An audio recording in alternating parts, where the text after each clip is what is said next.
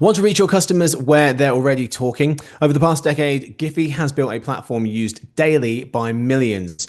Everywhere conversations are happening. Now, Giphy Ads enables brands to connect with their audiences through ads people share, not just see. For more, head to ads.giphy.com. That's ads.giphy.com. Hey gang, it's Monday, May 19th. Minda, Jasmine, and listeners, welcome to Behind the Numbers, new marketing video podcast made possible by Giphy. I'm Marcus, and today we'll be discussing TikTok, LinkedIn, Pinterest, Reddit, maybe Snapchat, we'll see. Join me for that conversation. We have two people. Let's meet them. We start with our senior analyst with a residence in New York. It's Minda Smiley. Hi, how are you? Hello. Good, thank you. How are you? I'm doing well. She's only asking because when I asked the group, Stuart runs a team and Lance in production, and then these two, no one said anything. And then Stuart piped up because he's a kind person and he responds to questions, unlike some people. Marcus, we said we're sorry. We apologize. Not good enough. VP and Principal Analyst, who also didn't say hi to me, with living quarters in California, Jasmine Enberg. Hi, Marcus, and hello. I'm good, thanks for asking. Today's fact. Finland, of course. This is the last one, Finland. All right, there are no more. Finland hosts some of the weirdest world championships in the world. So, we unfortunately already talked about hobby horsing last week. It's crazy. You have to go on YouTube or wherever, Vimeo, wherever you want to go, TikTok perhaps. Any platform, and look this up. You didn't explain, Jasmine, how insane. It's people with sticks and a horse's head just running around. It's very difficult to put into words. You have to see it. It's they have a website. It's official. Anyway, they also in Finland have the World Berry Picking Championships. Mm-hmm. You knew about this? Good God. Swamp Soccer. It's just soccer in the mud. Not know about. Okay. Yeah, which actually sounds pretty fun. And then World Mobile Phone Throwing Championships. Yes, that's a classic. Classic. What is that? Marcus, exactly what it says on the tin. What I said last time. We need things to do. Very boring. Apparently. I don't know whether I'm impressed that people have these kinds of imaginations or disappointed that someone's let this get this far. We're also quite competitive and a very proud people. And I think all of that kind of just creates this environment of everything turning into a competition. Yeah. Yes. Perfect storm. Like foraging Exactly. for berries. But don't, America, before you're like, ha ha ha, wait, no. Okay, you've got some crazy stuff too. The National Avocado Launching Championships in Nebraska. Wasteful. Also, in this economy, these prices. It's maddening watching this. There are like 3 people. I saw a video online. There's like 3 people in the stands. And I'll be frank, that's 3 too many. Okay. America also has a lot of different food contests, like hot dog eating. Oh, that's true. Yeah. Pretty gross. Yeah. Do better. Anyway, today's real topic. What the other social players not called Meta are up to. All right, we'll go in order of their slice of the digital ad market, talking about some of the other social players. We talked about Meta, Facebook, Instagram, WhatsApp, all that earlier, maybe last week. And we wanted to give some attention to the other people who also play in the social space. And there's no real reason as to what order we should go in. So I thought we'll go in order of size of how much of the digital ad pie do they have. And TikTok is the biggest of the ones we're going to be discussing today. It's the 4th biggest overall in terms of US digital ad spend, behind obviously Google, Meta, and Amazon, with 4.3%. And Satna Maheshwari of the New York Times was writing about TikTok, saying, facing a US ban, TikTok tells advertisers we're here and confident, explaining that the company's execs trying to reassure potential advertisers about the app's future in the US without directly addressing a looming ban under a federal law. Jasmine, what's the most likely outcome at this point? I think if there's no deal or solution by June 19th, which is the new deadline for TikTok to find a buyer, I imagine that Trump will just punt the deadline again. Mhm. What's interesting this time, though, too, is that deadline actually coincides with Cannes Lions, where TikTok historically has had Interesting. a really big presence. So I'm going to be there along with a few other analysts, and I'm going to be very curious to see what kind of tone they strike there and if it's similar to what we heard at New Fronts, like you just mentioned. But Mhm. ultimately, I think, status quo. They seem very confident that they're going to escape this ban. And we're also really not seeing users, advertisers, or creators behave any differently. And you and Yeah. I and Marissa talked about this quite extensively on a podcast a few weeks Mhm. ago. Yeah, yeah. So go and check that out for much more detail on this. But I mean, Minda, it it seems like as Jasmine was saying, President Trump saying, hinting at whatever you want to word you want to use, that if we don't get it done by June, I'll push it, and I'll just. It seems like he will just keep pushing it, and so then the question, if it's not gonna come to the point where we've gone past the deadline, then the question becomes, all right, it's going to be sold. So who's going to be sold to, and what does that look like? What do you make of that piece of this? I think it's really unclear still around who it's going to be sold to. I mean, Jasmine, jump in if you've heard anything recently. But I know last time when we were coming up on the deadline, Amazon's name was being thrown into the ring about a potential buyer. We're kind of seeing these little groups come to, well, they're not little, but groups of investors coming together saying that they are interested in buying. But I think it still remains pretty unclear, especially as we see Trump's administration kick the can down the road. It does remain somewhat unclear who's going to be the ultimate buyer in all of this. And I Hmm. think, at least from the advertiser side, as Jasmine said, we are seeing brands and users mostly stick with the platform still. I do think there's a small subset of advertisers that are kind of holding back a little bit still until there is a little more clarity around the situation. So TikTok is being affected to that extent, but again, Hmm. I would say it's a pretty small subset. Yeah, and it's been pretty slow on the news front when you think about Hmm. TikTok. I think everyone's focused on the other big T, which are tariffs. And so I think, there's not been as much information about it, which is why I ultimately just think we're going to be in a similar situation come June 19th. Hmm. Um, but whoever buys them, whoever it is it going to be the same experience? Can they do with TikTok, with the brand, with the platform, what ByteDance has already done? Is it going to be the similar experience? I mean, there's a lot of different types. I mean, from everyone from Amazon to Microsoft to Walmart at one point. I mean, there's a whole host of a plethora of people and companies who say want to take this over. Will it just continue being the same experience, or as can you see these different companies maybe taking it in different directions, and maybe maybe the experience gets better, maybe it becomes even more popular, but isn't there a world where it kind of starts to degrade the experience to a certain extent?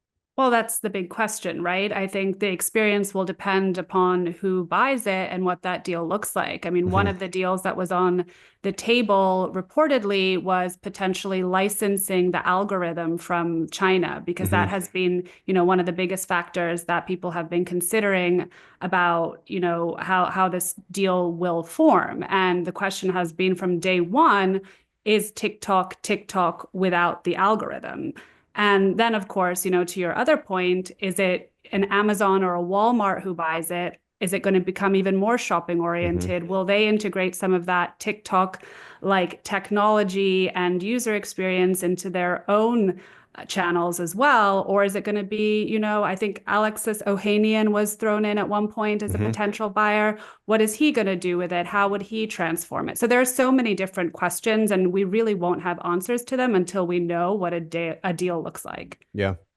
But that's TikTok. Let's move on to LinkedIn, another social platform. They are seventh overall in our list of US digital ad spend. They get the seventh biggest slice, 1.4% in the US, which is $5 billion. So we've gotten down to the very low single digit percentages, but there's billions of dollars being made here. The professional social network, which is a touch older than Facebook. It used to be simply a contact network, but is increasingly becoming a content channel. As an article from The Economist was noting this, they were saying comments are up 37% year over year. Video uploads are up by nearly as much. This presents LinkedIn with an opportunity in advertising, but at a risk to its professional identity. Minda, do you agree? I don't know if I would necessarily use the word risk. I mean, I think for quite, I mean, we wrote about this around this time last year, actually, a lot of the momentum around LinkedIn and the fact that it kind of has become this, its identity has really changed. It's not just kind of a platform for job updates and networking anymore. It's really a social platform in and of itself. And there's a whole push into the creator economy that I'm sure we'll get into as well. So yeah, I mean, I think for ever since really, the pandemic, maybe even earlier, we've kind of seen LinkedIn shift in this way. And people certainly have their opinions around like how much people should be sharing on LinkedIn, especially when you get into people's personal lives and that line between work and life and all of that. But I think in terms of LinkedIn's identity, like yes, it is certainly a social platform in my opinion. And I think advertisers are definitely treating it that way. Yeah. Jasmine? Yeah, I mean, I think the article misses the larger point that Minda was just alluding to, which is the lines between personal and professional have blurred, right? And so our personal life is increasingly intertwined with our careers and with our work life. And building a personal brand has become vital to the career path. And the place that people go to do that is LinkedIn. And there was actually a really great piece by Leah Haberman, who writes a really great newsletter called In Case You Missed It.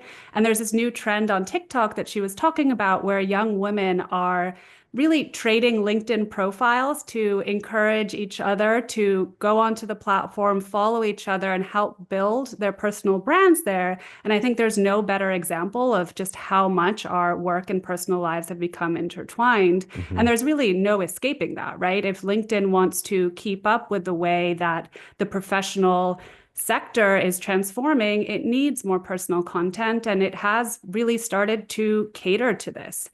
Just I think it was last week that it rolled out ad revenue sharing, for example, for creators on its short video feed. And so I imagine we're just going to see a lot more of this personal content.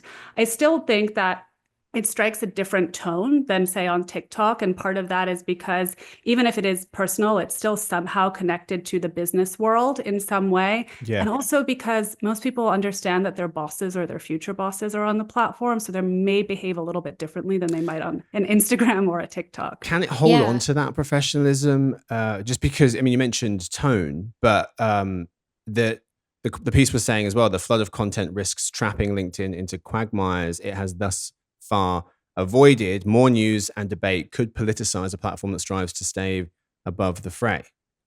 Absolutely. I mean, I think that is a valid point that the article makes for sure. One of the things that LinkedIn has been avoiding or at least not promoting is political content, and it's for that very reason. But as any platform scales and becomes more personal, inevitably that's going to enable more bad actors, more toxic content. And so that is a challenge that LinkedIn is certainly going to face. I will say, I mean, I've been using LinkedIn regularly since about the end of 22. It still feels much safer and more welcoming than most other platforms. However, there has been a market shift in the tone too of some users. But again, that's an inevitability when you have a platform that is growing, right? And bringing new people into the experience. Yeah, New types of I content. agree.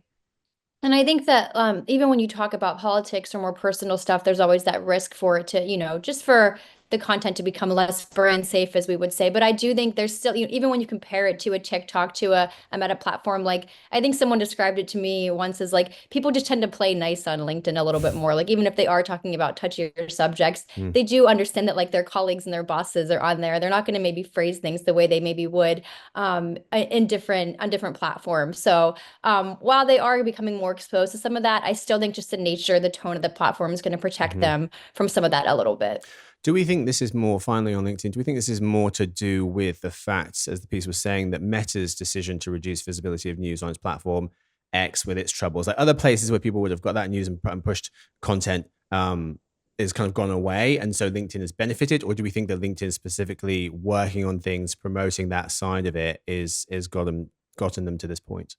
I mean, both things can be true, right? And I suspect that they are. I think LinkedIn got an initial boost from all the troubles at X. I was going to say Twitter. I still can't get out of that mindset. And we wrote about that extensively back then, right? People were moving away from X and joining LinkedIn. A lot of them were doing so begrudgingly. LinkedIn still does have this reputation for being more cringe than other platforms, but it really leaned into that and helped facilitate engagement. And now we're seeing that Gen Z, for example, is one of the fastest growing user groups on the platform. Part of that is because they're entering the workforce, but they're also spending more time there and helping transform the content that we see there as well, including this short video push that we're seeing from LinkedIn. Yeah.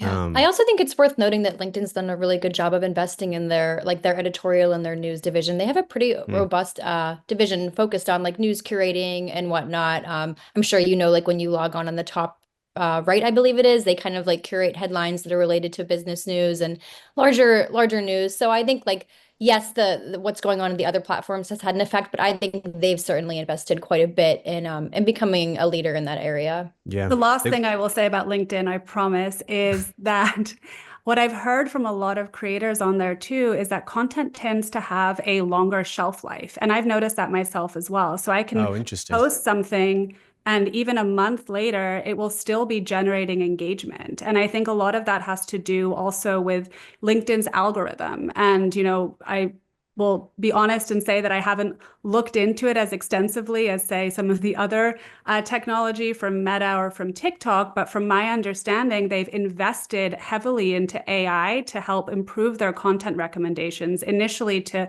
kind of demote those work anniversaries that LinkedIn is known for and boost more relevant content. But I think it's also helping to impact the shelf life of a lot of this content. And, creators, of course, really love that. Yeah, that's a good take. They got themselves to a good position. A lot of work to do. The piece was noting that not much time spent on the platform yet, but it's still early days. Sensor Tower was estimating that Android phone users with the LinkedIn app spend an average of only 48 minutes a month on it. TikTok is around 35 hours. So time spent, something they're going to be focusing on. However, Microsoft, the owner, heck of a purchase. The piece was also saying that they bought LinkedIn 8 years ago for $26 billion and has grown revenue from 3 billion to 17. So a heck of an investment and a turnaround in a relatively short space of time. Let's move to Pinterest. 9th overall, with just under a percentage point of digital advertising in America. Eric Hal Schwartz of TechRadar was noting that Pinterest has some new AI tools that will help you shop by visuals and vibes. He explains that a growing number of pins on Pinterest will have specific pieces of an outfit or aesthetic highlighted with a shimmering animated glow. Click on, say, the plaid skirt or the blue jacket, and Pinterest will show you some of the words to describe the item and help you find more like it without you needing a fashion dictionary. Jasmine, how much does this move the Pinterest is the shopping app destination needle? I think what's always set Pinterest apart from the other social platforms is that people who come there tend to already be primed for shopping or in a shopping mindset, right? They're doing things like renovating their house, or if you're like me, trying to find inspiration for a summer formal wedding in Italy. If anyone has any tips, I am taking them. Tough life. And I think that the more Pinterest can streamline that path to purchase and make it easier to go from inspiration to conversion, the better it's going to be for their business. And I love the idea of being able to find more similar products quickly, and hopefully at varying price points, right? I mean, we talked a little bit about the tariffs and all the economic uncertainty, and I think people are going to want a little bit of flexibility in terms of what they can buy. And so, it remains to be seen exactly how all of this plays out, but I think it's a good move on their part, especially as their user base continues to grow, as we saw in their earnings just last week. Yeah. Minda? Yeah, I mean, I think investing in search makes sense for them. Investing in visual search, it definitely plays into this larger trend of social search, which we're seeing its bigger counterparts invest in. I was looking at their social shopping numbers earlier, and it looks like out of people that use Pinterest, around 23% of them are social shoppers, meaning they've purchased something on Pinterest in 2025, according to our figures in the US. That is lower than other platforms in terms of Instagram. Facebook, they have a larger portion of people being social shoppers. So I do think it kind of speaks to the fact that even though they are positioning themselves as a shopping platform, they might be lagging a little bit. But that also just could be for a lot of different reasons. And they're still seeing growth in that area. We're clearly seeing them come out and invest in shopping in big ways. It's been part of a transformation for them that's been going on for a few years now. So they certainly have momentum, I think. Yeah, and I think one of the reasons, Minda, to your point about Pinterest being lower than other social platforms in terms of social commerce, is that one of the challenges that it's had is the technology to power shopping on the platform. So yes, it's always been a place where people go for inspiration, but it's not until recently really that they've been focused on lower funnel ad formats, right? And at one Yes. point they were trying to roll out, if I remember correctly, a native checkout process that never fully panned out. And so they haven't had the same types of social commerce integrations.